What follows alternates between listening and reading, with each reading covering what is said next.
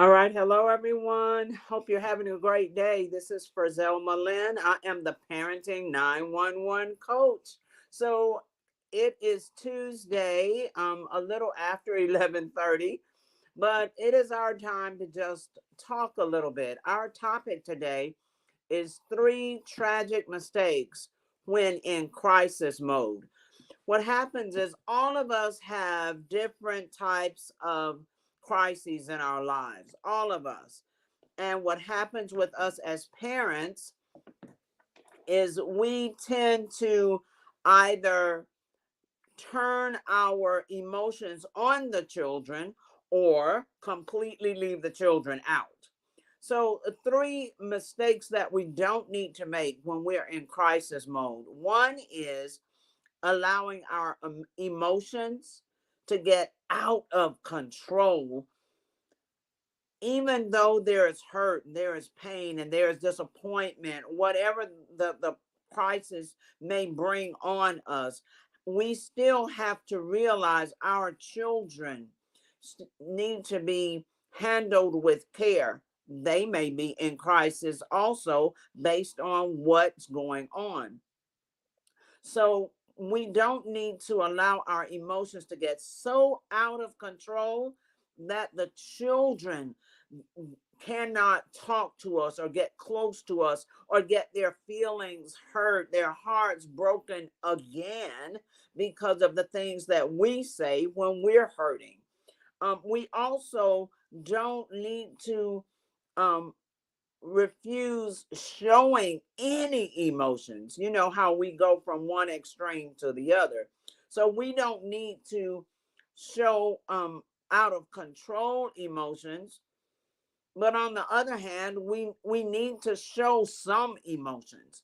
Sometimes our children will come to us to help us when they know our hearts are broken, when they know, we are hurting inside.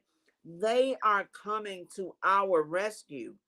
When children come to our rescue, we definitely don't need to cause more hurt by saying harmful things out of our emotions. Hurtful things like get away from me, I can't stand you right now, I don't need to see your face, or those types of things. They are emotional, but they are very, very harmful to our children. On the other hand, like I said, we don't need to hide the fact that we have emotions. So some parents will say, when they're in a point where they feel like tears may come up, what they do is hide themselves, in their room, lock the door, hide themselves in their room so their children never see them crying.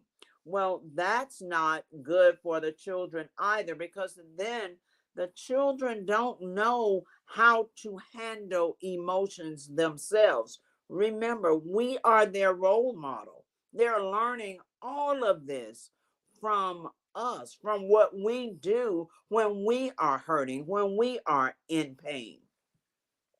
The second mistake is, and it's a tragedy to just isolate yourself from them, because then they feel like they need to walk on eggshells. They may not even know what's going on. They may not even know what the tragedy is, what the crisis is. They may not even know yet.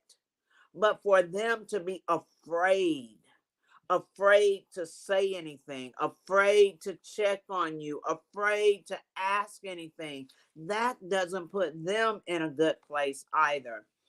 Um, when my grandmother passed away and I was a teenager, the issue was all of us were grieving.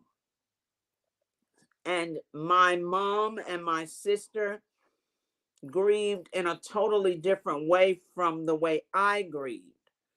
They isolated themselves from everyone, from the world, for days.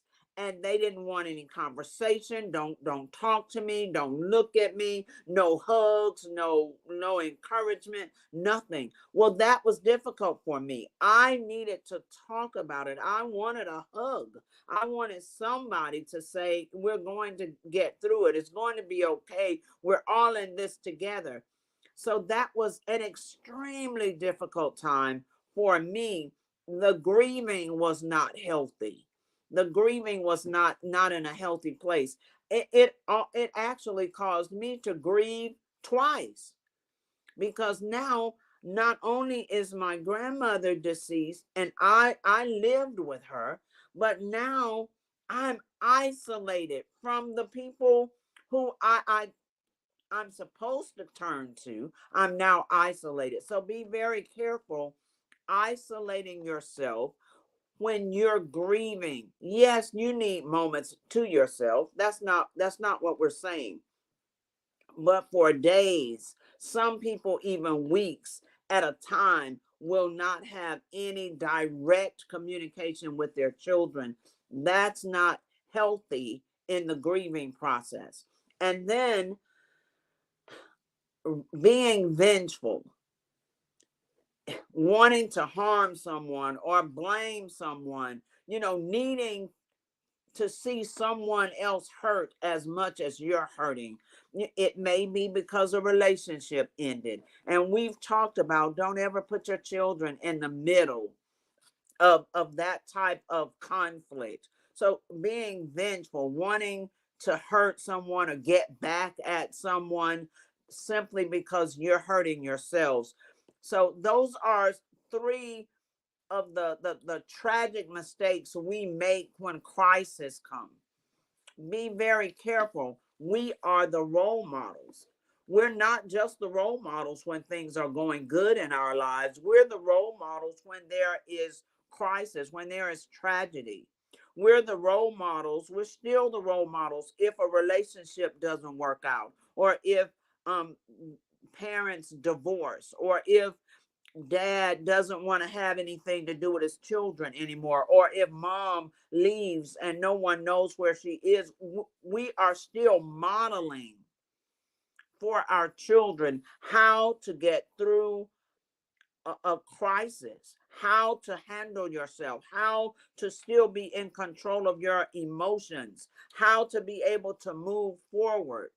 We are modeling for them. All right. That's it for me today. I'm so happy you took time out of your lunch schedule and spent a few minutes with me. Remember, go to www.parenting911.org and you can schedule a session with me. Let's talk about what's going on as you parent your children. They deserve the absolute best you can give them. And all parents at some point in this journey need a coach. Parenting 911 is there for you. www.parenting911.org. Have a great rest of the day.